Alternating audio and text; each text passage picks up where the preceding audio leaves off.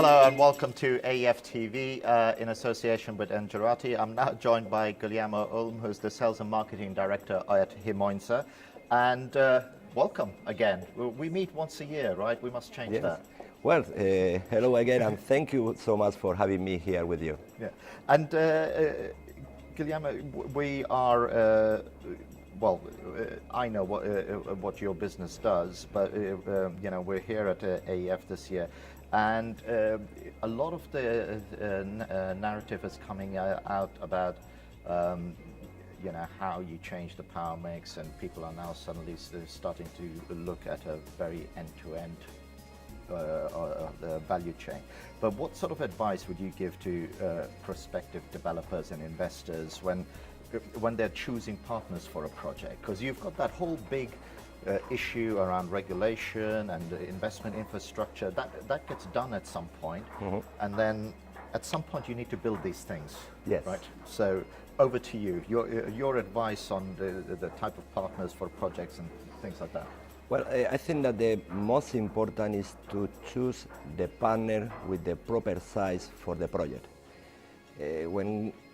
It's quite interesting to understand that today we can see that the price of the technology are going down from the last year, but at the same time it's not happening the same with the cost of building this solution. So it's very important that the partner from the beginning must be available to be involved on the project. Our project engineers must be involved from the very beginning and must understand that in the time that we are starting the project, many changes will arrive from the original scope. So we need to be sure that the information that we are getting in our factories before starting the production of our equipment are the last one at the right one. So are you saying to me that there are instances where projects get signed off and only after that the development partner gets told about it? And because that seems a bit strange to me, because like you said, you know, there's a lot of complexity around it, and you can't make assumptions all the way along, because you might say, oh, this is going to cost us this, and then you start going out to the market and you look at development partners and everybody looks at the project and goes, no, you need to, it's double the cost. Yeah, well, mainly it's, sometimes it's not only because of the price. Sometimes it's because when we are integrated different solutions, we need to get the right information between different technologies. If we are speaking about a microgrid, the most important thing of the challenge is to make all the different technologies to speak between them and to understand each other. So it means that we need to modify parameters in different controllers or different systems. So that's why if you don't have a partner that is available to understand these changes at this moment, and is not available to modify the product, it's quite difficult to finalize in the agreed time of period. And Himoinsa is the good partner for that, due to the characteristic that we have of being a vertical integrated manufacturer.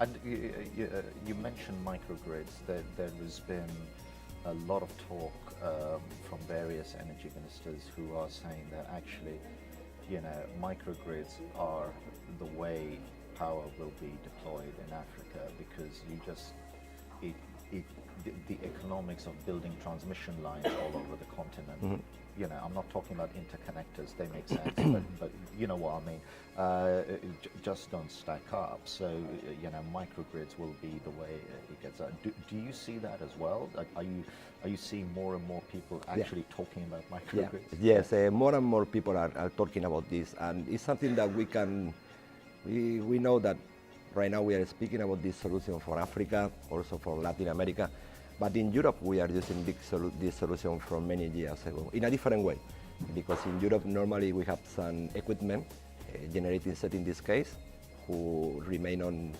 backup of the main, and when we need to provide more power to the main, or when the voltage is fluctuating, we are starting the generating set and we inject this power to the grid. This is something that is happening today in UK, for instance. At the beginning, we are doing this project with diesel generating set. Tomorrow, all of them will be gas generating set. When we go to Africa, the technology has been tested in different countries, and when we cannot forget that the best energy today is the one coming for the blending of different technologies. So this is the microgrid. And as closer we are to the place where the energy is needed, more efficiency we will be. And so that's the big difference, isn't it? Because in Europe, the microgrids that we're putting in are almost like virtual microgrids. You know, you're creating entities within the current distribution framework, and the opportunity in Africa is to have something different, something quite tightly connected. In terms of your experience, what you're seeing on the which countries do you think are sort of most advanced in terms of their energy development potential? You know, where are you seeing the biggest movement? Well, we are living a quite interesting time. Morocco, for instance, is playing a quite important role, and a lot of green projects are coming in Morocco. For us, but also for us, we just finished a nice project in Casablanca for the finance center, where our equipment secure the power in a tower of 26 floor, in case that we can get any failure in the network. If we go to Kenya and Tanzania, green technology also is very, very popular, and also they are leading in the east part of Africa this new solution. Go to South Africa, once again is quite interesting, the opening of our new subsidiary, almost less than 1 year. Well, you announced it last year. Exactly, that has made us to be involved in different projects. We just participate in the construction of a wind farm, 105 mega, where our generating set we're supporting the construction of this new infrastructure. Also, we are in we just have been awarded to supply power for 3 new shopping malls in Botswana. And obviously the gas availability is something that also is bringing more projects and interesting projects. So that brings me on to just another point which I'd like to explore. I mean, it is one of the things that I have said that, you know, the corporations or individual entities like these shopping malls that you talked about, you know, they're not going to stand still. If they're not getting reliable power from the national grid, the access to technologies, you mentioned the price point drop and so on. I'm not decrying the complexity, but the prices are going down. The access of technology may well motivate these companies outside of the grid to do their own thing, you know, and all the sort of projects you brought up, you know, the Casablanca project, the shopping malls and everything, they all seem to point to that starting to happen. So is that because the grids just aren't resilient enough, the power quality isn't good enough, and is that what's driving that need? And also because what is happening that the growth on the power demand is growing a lot and is very high. So today there is no any part in the world where we can guarantee the access to all the energy that is demanding. Because of we have a season when we are in Europe, especially I'm coming from Spain, from a very nice area in the Mediterranean Sea, tourism area, and in summertime the winter population will be multiplied by 200, 300. So power demand, power consumption is growing up. So we need every time to keep external sources or to provide power to the grid. And this is something that is happening in all of the 5 continents. And if you look at that trend, do you think that's healthy or unhealthy? Because you've got a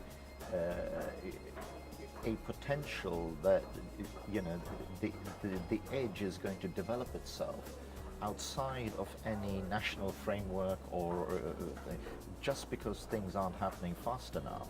So I hear 2 things from what you're describing. Is the reason why you would do all these things is because it's not happening fast enough. So you go, listen, if the power quality isn't, I'm going to sort it out myself.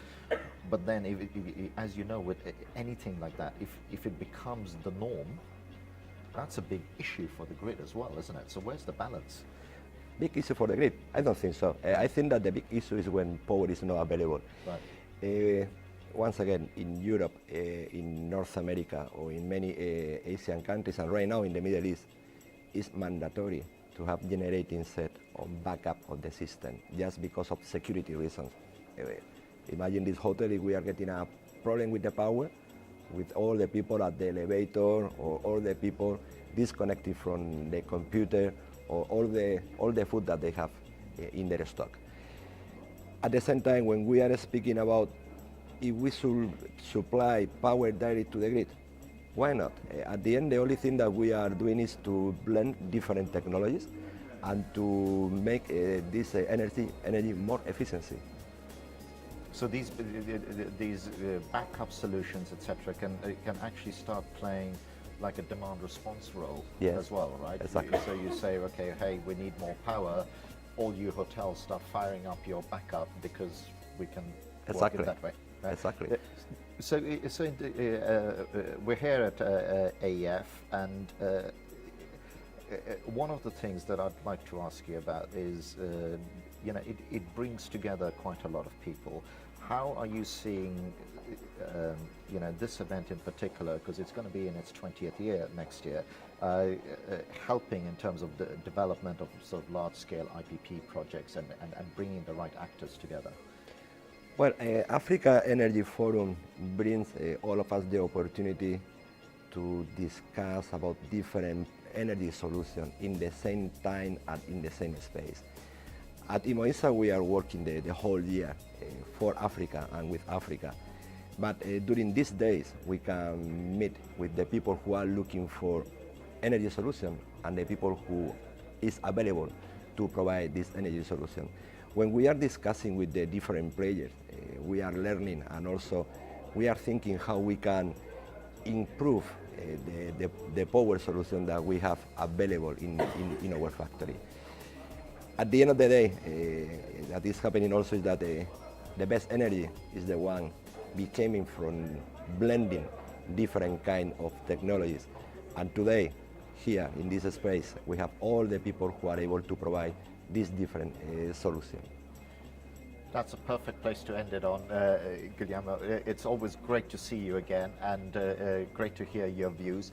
And thank you as well for watching. As AEF TV in association with Angelati, we hope you enjoyed this interview.